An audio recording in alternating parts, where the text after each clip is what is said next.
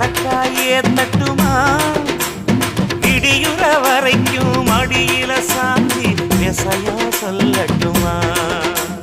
மாமே தரணும் சீரு ரெண்டு மாங்கா கட்டு தோடு நீ சிரிக்கிற தங்கத்தேரு ஓ தேவை என்ன கேளு வெடல புள்ள நானும் ஒரு விவரம் கேட்க வேணும் தன்னானே தாமரப்பு புள்ள கள்ளாடும் தண்ணி இல்லை தாமர